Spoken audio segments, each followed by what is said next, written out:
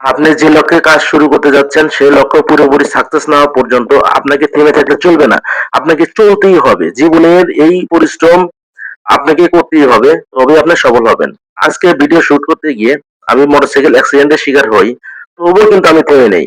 আপনাদের ভালোবাসায় আমি ভিডিও ধারণ করার জন্য আমি এই অবস্থায় ভিডিও ধারণ করে এনেছি, এর একটাই কারণ আপনারা আমার পাশে আছেন। আমি ভিডিও করতে আইসে অ্যাক্সিডেন্ট হয়েছে, তারপরে কি আমি লক্ষ্য থেকে বিস্ত হয়েছি? না, হয়েছে ভাই। আসলে মানুষ সব কিছু করতে পারে, কিন্তু ইচ্ছা থাকলে উপায় হয়। এই দেখেন আমি অ্যাক্সিডেন্ট, আমি এই অবস্থায় আমি ইচ্ছা করলে তো বাসায় চলে যেতে পারতাম। কিন্তু বাসায় চলে যাওয়ার আগ পর্যন্ত আগেও আমি চাইলাম দর্শকবৃন্দ যেন কিছু শিখতে পারে। তো আপনার এখানে যে খালি সেল, এই খালি কিন্তু থাকবে না কোনো সময়। না, আপনি দেখবেন এক সময় আপনার এই সেল মানে আপনি যে জিনিস রাখার যে র্যাক, এই র্যাকগুলো কিন্তু অবশ্যই পূর্ণ হবে, দেখবেন। আর আপনি একটা জিনিস লক্ষ্য রাখবেন, সবার আগে ভালো মানুষ হইতে হবে, কাস্টমারকে ভালো সার্ভিস দিবেন, আপনি ভালো পাবেন। আপনি এর আগে কি কোনো কিছু মানে কোনো জব করছেন? না, আপনি কেন ইচ্ছা হলো যে আপনি? আমি আমি এক জায়গায় একটু মার খেয়েছিলাম। আমার নিজের কাজ হলো আমার অনেক টাকা মাইরে দিছি। আমি লস খেয়েছি। আমার কাছের মানুষ আমার বোর্ড থেকে মেরে দিচ্ছে। বোর্ড থেকে মারে দেওয়ার কারণে আমি এখন 3 বছর ধরে মানুষের কিছু টাকা এনে দিয়েছিলাম, তো এখানে টাকা পয়সা দেওয়ার কারণে এই টাকা অভাব দূর করার কারণে আজকে আমার দোকানে করেছি। আমার আয় নেই, ইনকাম কোর্স নেই, বর্তমানে আমার টাকা নাই থেকে আমার দোকানে খালি। আমার দোকানে খালি এই কারণেই আমি কোনো জায়গায় তো অনেক 10 টাকা একটা লোন পাবো, লোন করবো, এই পরিস্থিতি আমার কোনো পাবো না। এই কারণে আমার দোকানে আসছে এই পরিস্থিতি, আমি দোকানে মাছ আমার উঠাইতে পারি। যাই হোক, আশা করি পাবো, আল্লাহ তাআলা মিলে এই আসছে। স্বপ্ন তো আছে অনেক কিছু, স্বপ্ন আছে, স্বপ্ন ধরে রাখছি দেখে তো আমরা খালি দোকান নিয়ে পড়ে গেছি। স্বপ্ন অবশ্যই আছে, স্বপ্ন আল্লাহ মিলে দেয়, দোয়া করি।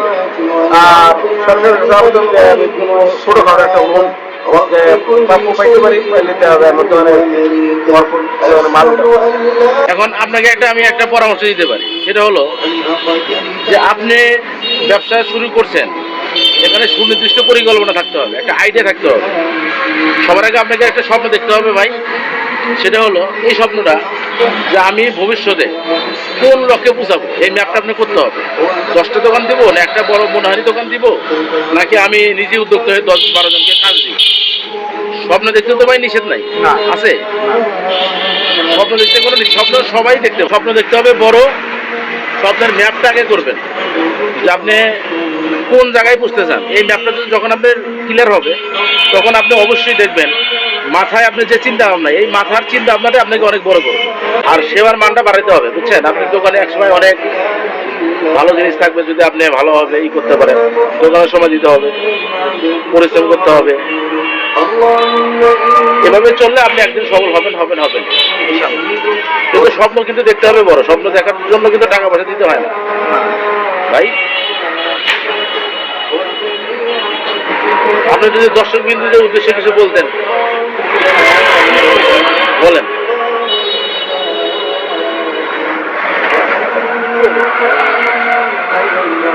ভাইটির মন অনেক খারাপ। মাল যদি দোকানে থাকতো হয়তো বা অনেক কিছু বলতো।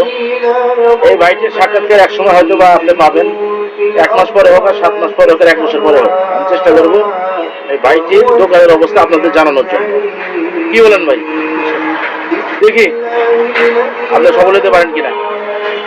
ঠিক আছে ভাই।